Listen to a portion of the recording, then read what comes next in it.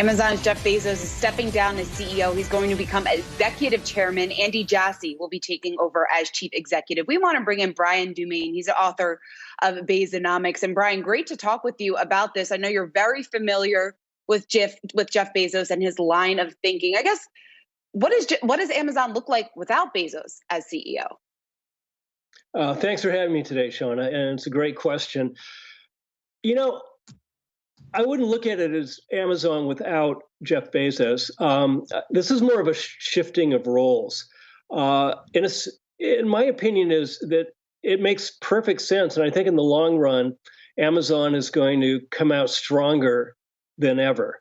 I know the market was down a little bit, about 1% on Amazon today, probably in reaction to the shift. But the way to look at it is that Andy Jassy, who runs AWS, Amazon's cloud computing business, is basically a clone of Jeff Bezos. I mean, obviously, he's a very talented executive on his own merits. I mean, he's got a Harvard MBA. He joined Amazon very early in its history, I guess the second year after Bezos founded it. So he's been at the company 25 years.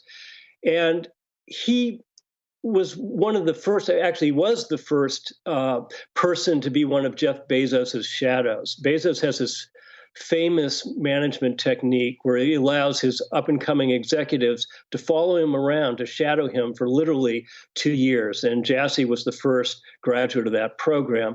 So Jassy knows how Jeff thinks. He knows how to run meetings like Jeff runs meetings. He knows how to drive a huge, complex organization like Jeff does. So I wouldn't worry at all about Jassy in that position. I think he'll do a great job. But what Amazon gets now is an unfettered Jeff Bezos. So Bezos is one of the most innovative business people in our century, right? I mean, he's up there with Steve Jobs. He's up there with Elon Musk. If you look at all the things Amazon has invented, starting with online commerce, in a sense, you can say they invented that. And then the Prime membership program, which Walmart just this past year has copied.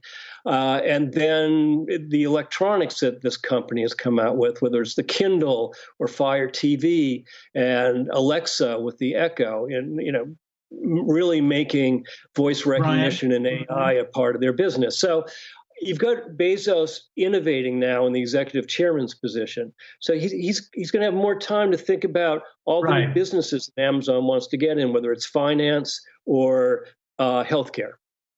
Brian, I'm curious, in your research, did you come across any stories you could share about these two and how close they are? You refer to him as a clone. Are they friends?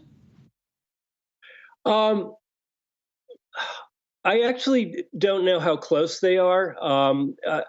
Obviously, in those early years, no one at Amazon had time to socialize.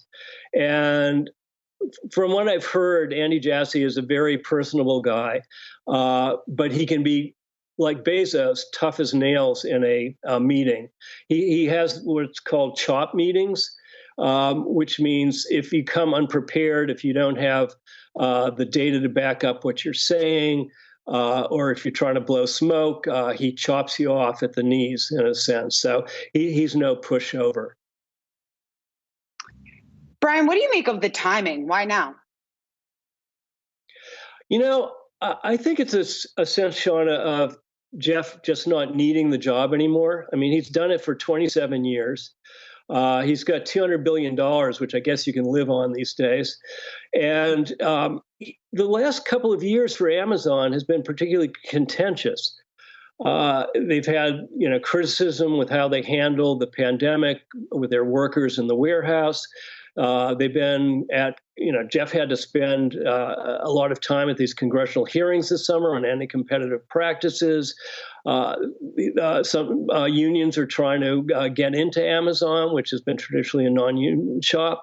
And I can see Bezos looking at it and saying, like, why do I need to do all this? Why do I need this aggravation? The company's in great shape. Andy Jassy is perfectly capable of running it. So, he has time to think more about Amazon's future and to pursue his favorite hobbies, which are the Washington Post, which he owns personally, and Blue Origin, which he also owns personally, which is his rocket company. And what Bezos really cares about is colonizing space as a way to save humanity. I mean, it sounds absurd, but he has said that over and over again. And some even argue that Amazon is he going to? When you say colonize space and he says it to save humanity, are we going to see an intensification of a competition with SpaceX? Because I believe Blue Origin has a deal with NASA about transfer station to the moon when that project starts. Oh, it's going to be a huge rivalry, and it's going to be really fun to watch, Adam. You've got two of the best inventors, executives, visionaries in the world trying to race each other to space. I mean, it would make a great Hollywood movie. Brian Dumaine, great to speak with you, author of Bezonomics. We really appreciate you taking the time. Thanks, Shauna. Thanks, Adam. Really appreciate it.